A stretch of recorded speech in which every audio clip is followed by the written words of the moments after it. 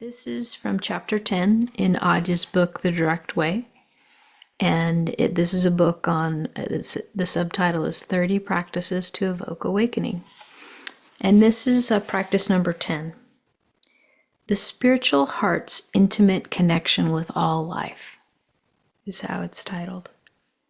Beyond the emotional heart as a center for feeling and reactions, the spiritual heart is a perceptual center that lies dormant in most human beings. A consequence of various forms of emotional wounding is that we tend to both close the emotional heart to some degree, as well as turn away from the spiritual heart at some point in childhood or early adolescence as a form of self-protection.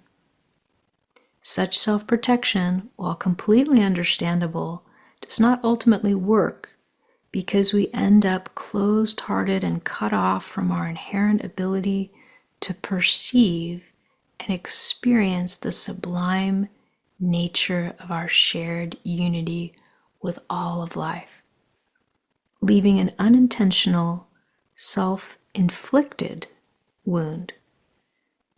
The great good news is that the spiritual heart is not of the same domain as the emotional heart. While the spiritual heart can be turned away from as an innocent, though misguided response to emotional pain, the spiritual heart is invulnerable. It cannot be hurt or destroyed, yet it can contain the unavoidable tragic aspects of life without fear, judgment, or despair, without being overwhelmed. Because although it operates within the physical dimension of space and time, its origin is rooted in the formless dimension of awareness. Unlike the emotional heart, the spiritual heart has no boundaries, limitations, preferences, or egocentric judgments. While we can lose consciousness of the spiritual heart never closes, never was nor ever will be wounded. Its light may seem to be obscured by our innocent turning away from it, but it never leaves us because it is an intimate aspect of our true being.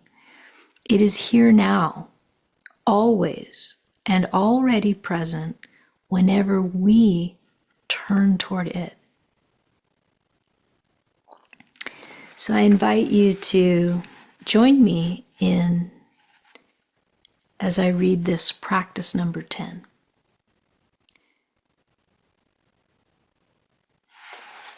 Excuse me. Okay, I just want to be able to use my hands as I'm speaking. Turn toward the quiet and subtle, radiant presence of the heart center.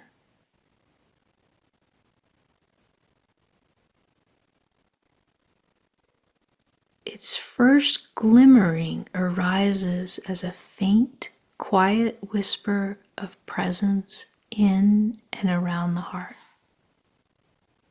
Offer it your attention. Do not grasp at it. Do not try to control, possess, or be possessed by it. Simply offer it your devoted attention. Let the spiritual heart mix with your senses, your sight, hearing, taste, and touch. When you look upon the world, see it while abiding in the aware presence of the heart, capital H. When you hear sounds, hear them from the silence of the heart. When you taste flavors, taste them from the innocence of the heart. Sense everything with the purity of the heart, capital H. That's the spiritual heart. Notice how the presence of the heart brings a new dimension to the way you see, hear, taste, and touch.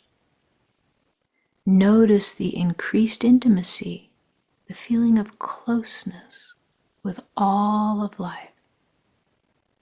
You may experience a sense of wholeness, innocence, and intimacy from or with whomever and whatever the spiritual heart perceives. By resting the senses in the silent presence of the spiritual heart,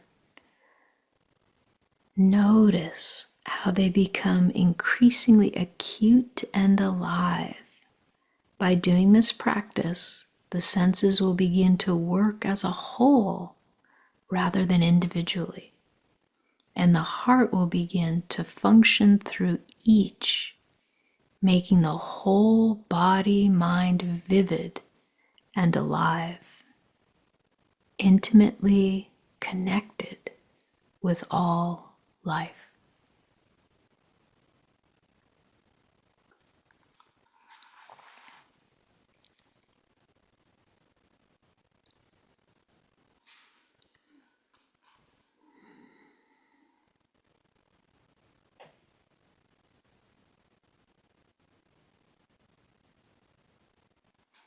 So what I love about these few pages is that first there's this description of the spiritual heart, and Adya contrasts it to the emotional heart.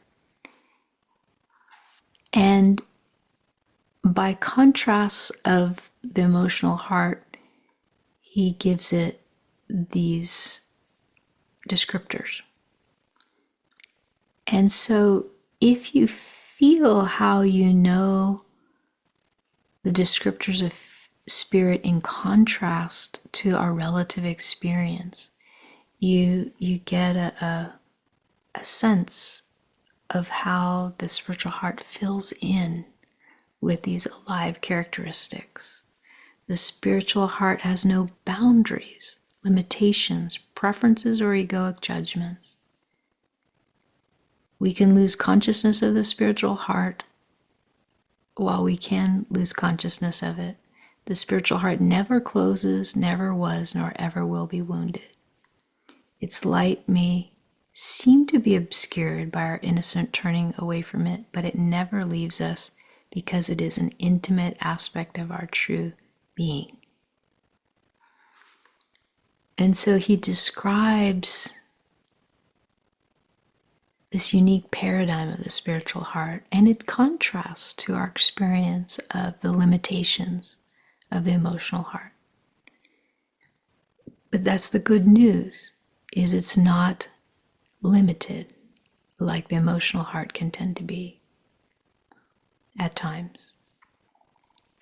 So he describes this, but then he goes on through the practice to encourage us to let that function as we sense the world, as we relate to all life.